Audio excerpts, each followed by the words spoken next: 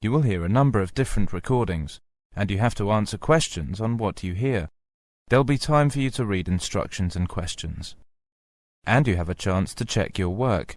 All the recordings will be played only once. The test is in 4 sections. At the end of the test, you will be given 10 minutes to transfer your answers to an answer sheet. Now turn to Section 1. Section 1. You will hear a phone conversation of a man ordering items from a library. First, you have some time to look at questions 1 to 3.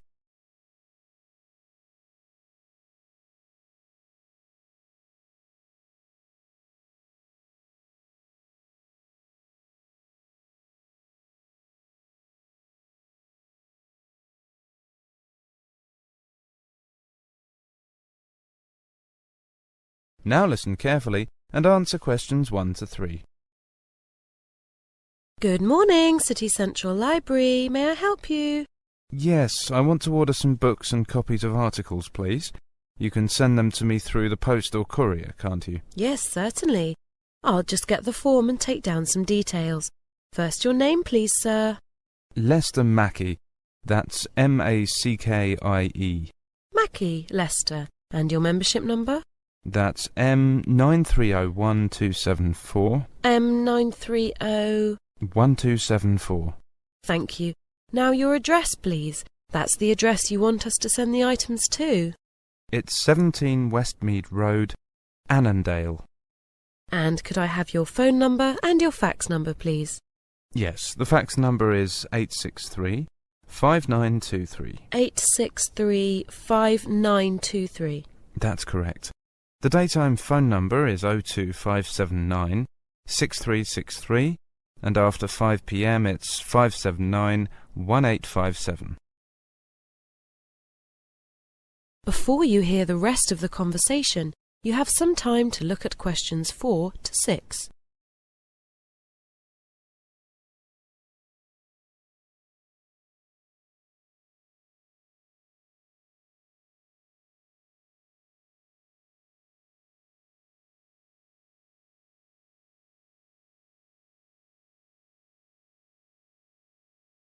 Now listen carefully and answer questions 4 to 6.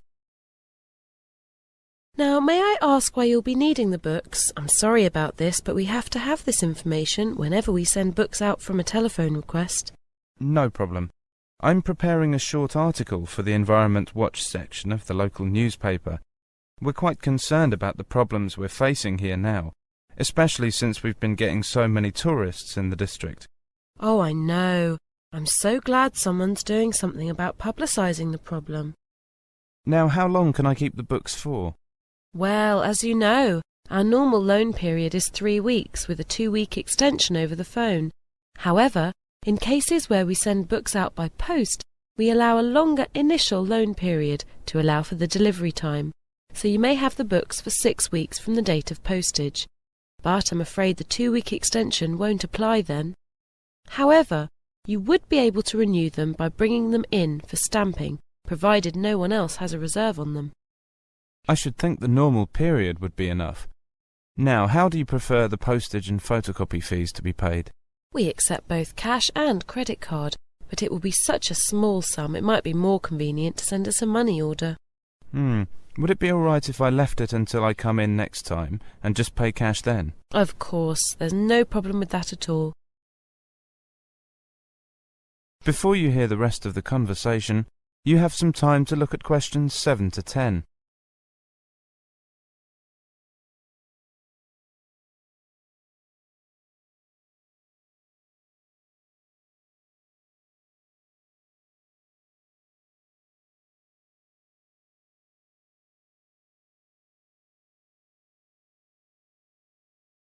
Now listen carefully and answer questions 7 to 10.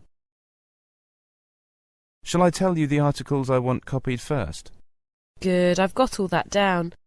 Now perhaps we could go on to the books. You tell me the books you need, and I'll tell you whether we have them immediately available, or whether you'll have to wait a bit for them. All right. The details I'll need are the author, publication date, and the title of the book. Is that okay? Yes, no problem at all. The first one is by Halsworth, published in 1978. It's called Land and Water Resources of Australia. Yes, we have that available on the shelves. Good. Now, the next two are both government publications. The first one is rather old, published in 1984. That's Land Degradation in Australia. But the second one is more recent. That's Coastal Zone Inquiry Report from 1993. I'm afraid we don't have the first one.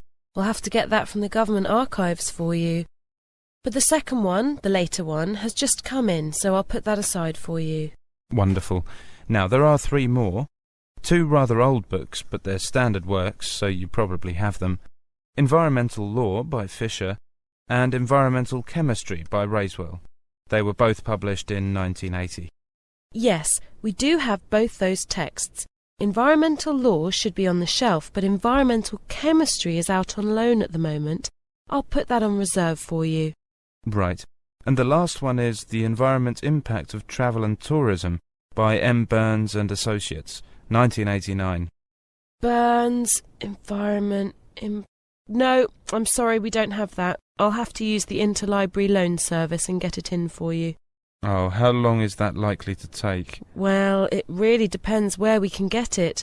If it's available locally, it shouldn't take more than a few days, but if we have to send overseas for it, it could be rather a while.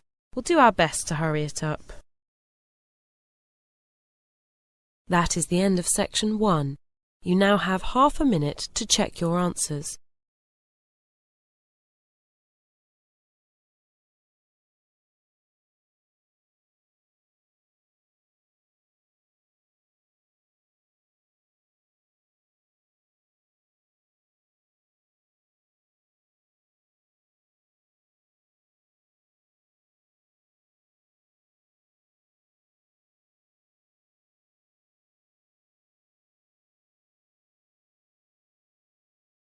Now turn to Section 2.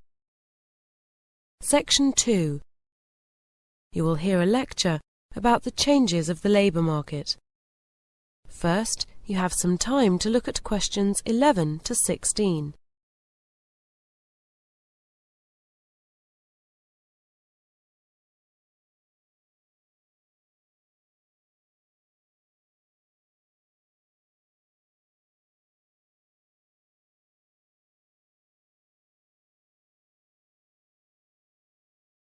Now listen carefully and answer questions 11 to 16. Hello.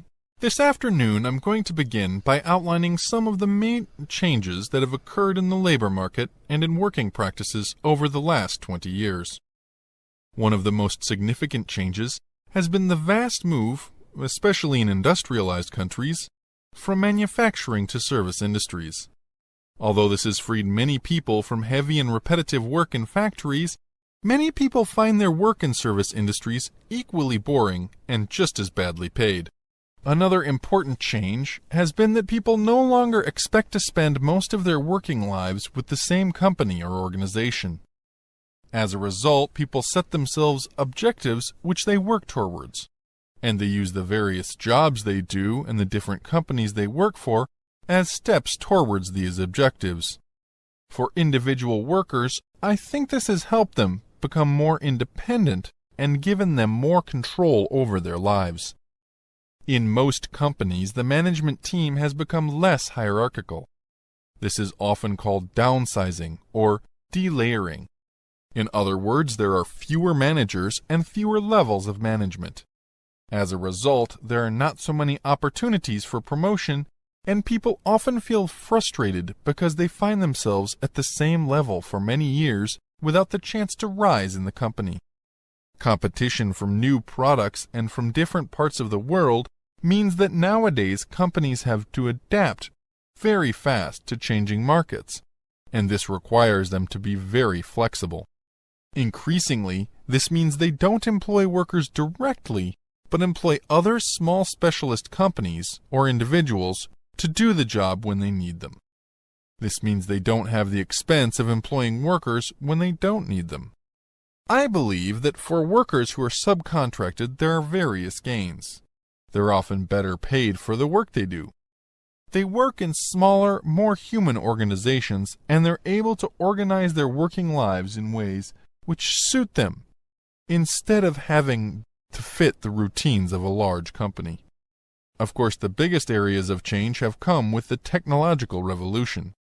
Workers now have the chance to go job hunting on the World Wide Web, so they have more opportunities to find better or more suitable jobs.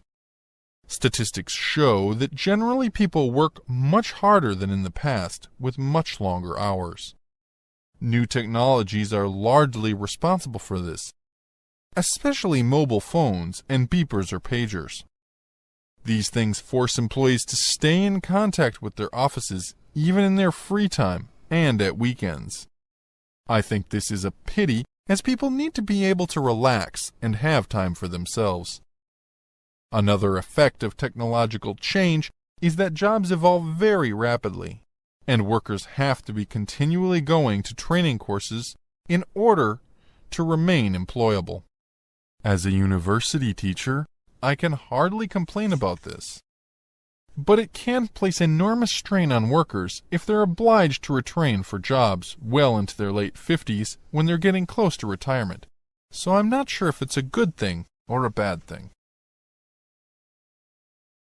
Before you hear the rest of the lecture, you have some time to look at questions 17 to 20.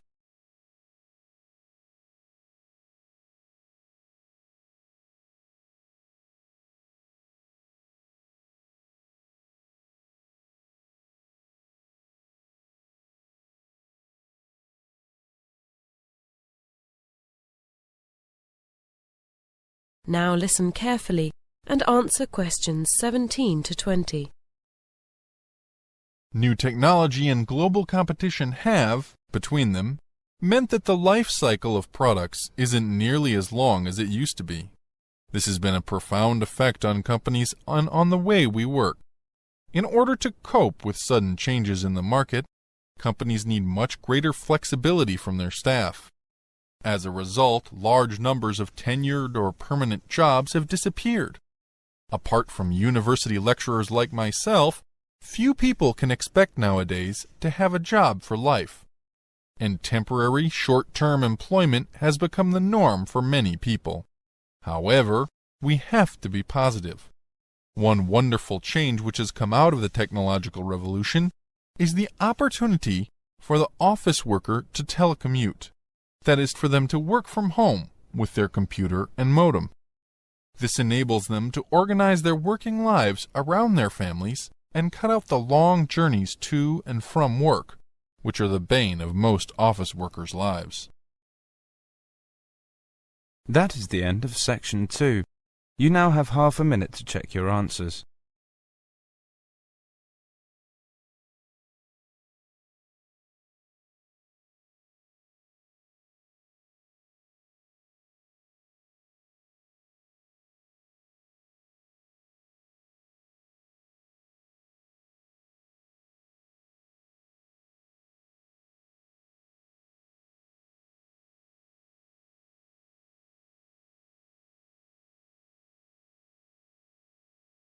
Now turn to section 3. Section 3. You will hear 3 psychology students discussing some project work they have been doing for a seminar on intelligence. First, you have some time to look at questions 21 to 27.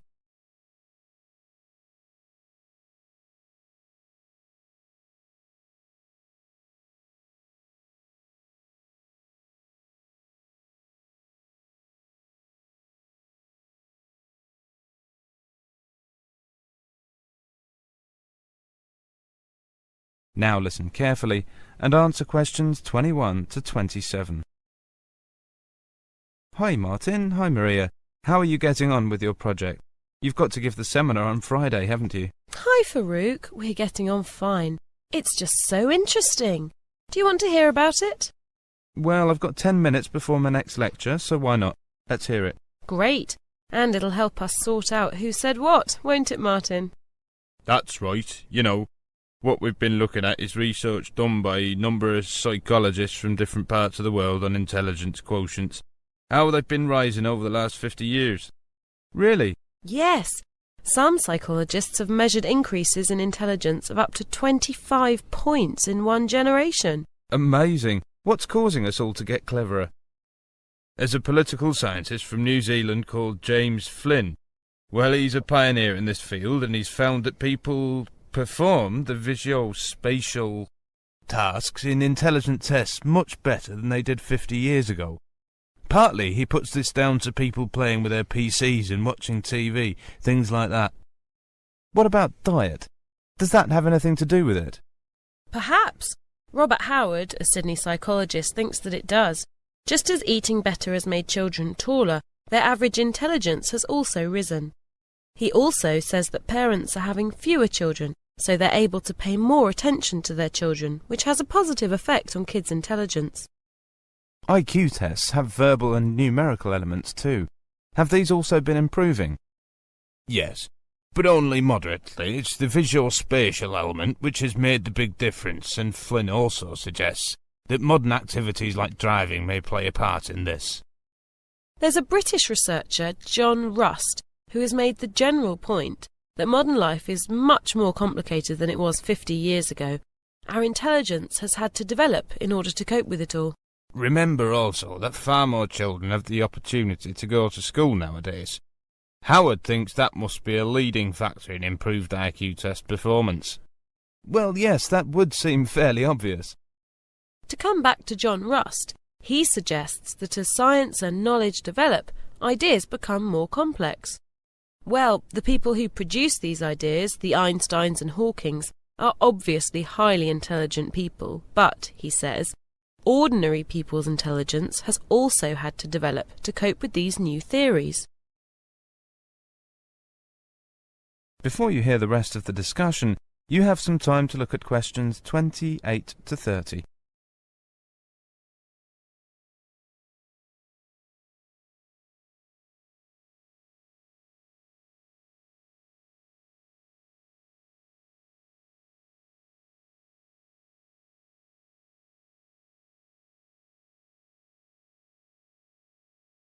Now listen carefully and answer questions 28 to 30. Are there any limits to intelligence, or will the human race just continue to get cleverer and cleverer? Actually, research in some Western industrialised countries such as Australia and some European countries suggests that intelligence rose quite steeply for 2 to 3 decades and then levelled off a few years ago. Some pessimists think that quite soon we may see it beginning to dip. In some countries, students seem to be less motivated than before.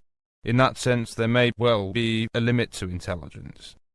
On the other hand, this rise in intelligence started to happen some years later in East Asian countries, the so-called Asian tigers, and it still hasn't levelled off.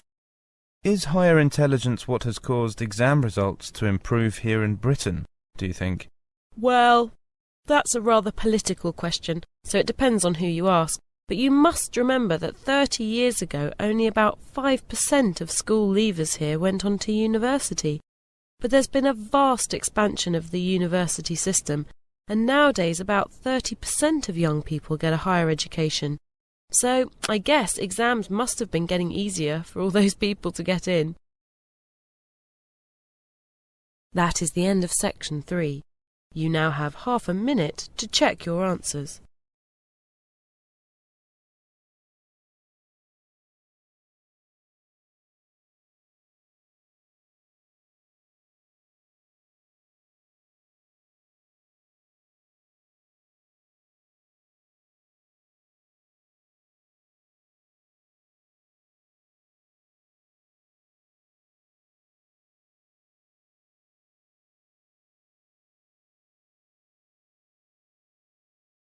Now turn to Section 4. Section 4. You will hear a woman giving a lecture to a group of business students on subject of motivation at work. First, you have some time to look at questions 31 to 32.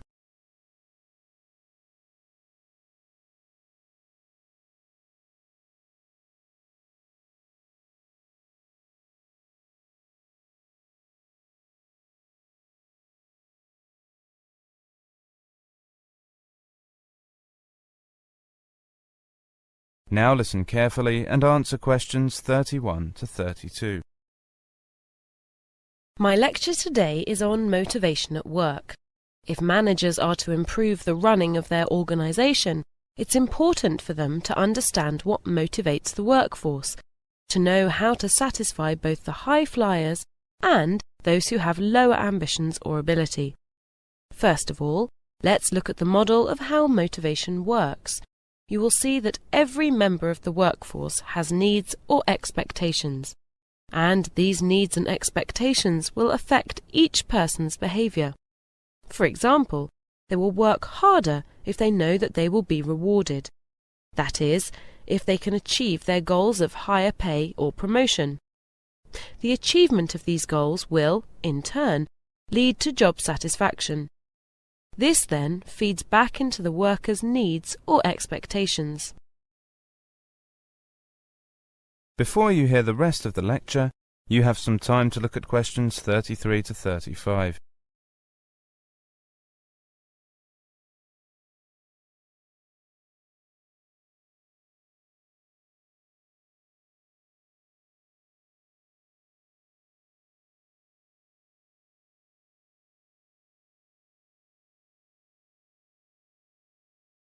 Now listen carefully and answer questions 33 to 35. Over the years, the development of different theories of management and different approaches to organisation has affected the way we view motivation. In the 19th century, the writer Frederick Taylor put forward the theory that workers were only interested in making money. In contrast, in the early 20th century, researchers found that people went to work to satisfy a range of different needs, and not simply for financial reward. One need in particular was emphasised, the social need. An early study done on a coal mining company, for instance, showed that people generally were happier and worked more productively if they were able to work in teams. Before you hear the rest of the lecture, you have some time to look at questions 36 to 37.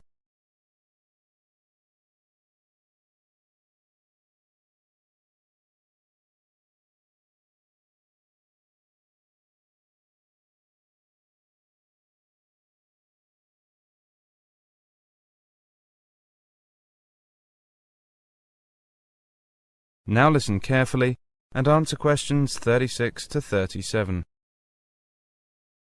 One important 20th century theory of motivation was that put forward by Maslow in 1943. Maslow identified 5 important needs which he placed in a triangle. At the bottom of the triangle he put what he called basic needs, good pay and pleasant working conditions. Then above the basic needs he put security needs, safe working conditions and job security. His third need he called social needs, the need to have friends, at work, and get on with the boss. Fourth were status needs, a job title and social recognition. Finally, at the top of the triangle, Maslow identified the need for advancement, to have a challenging job with opportunities for promotion. His theory isn't perfect, but it's a convenient framework for viewing the different needs and expectations of work that people have. And what's more, I believe it's still valid today. Before you hear the rest of the lecture, you have some time to look at questions 38 to 40.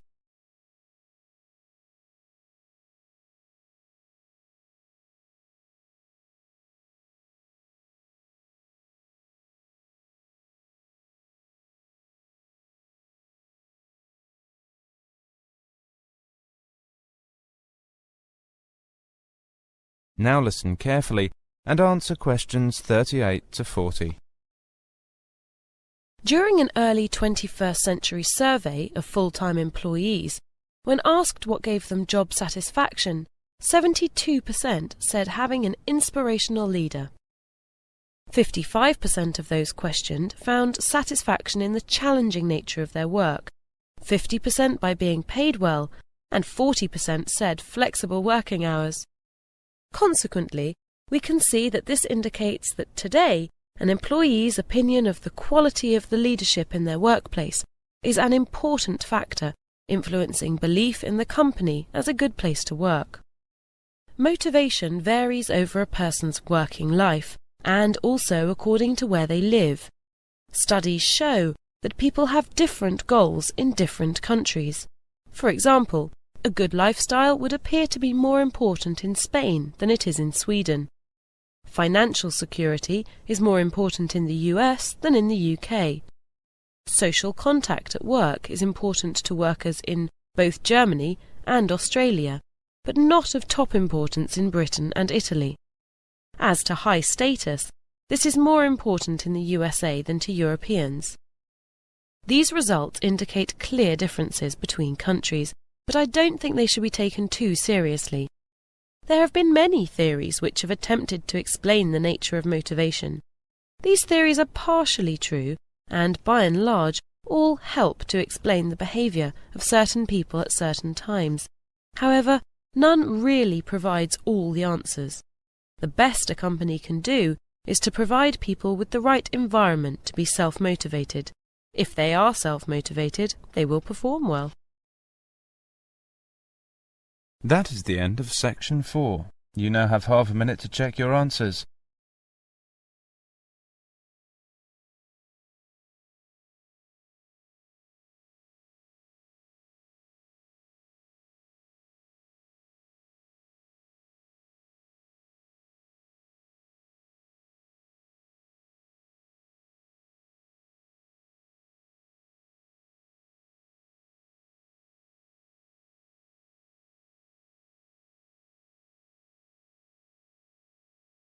That is the end of listening test, the IELTS test. You now have 10 minutes to transfer your answers to the listening answer sheet.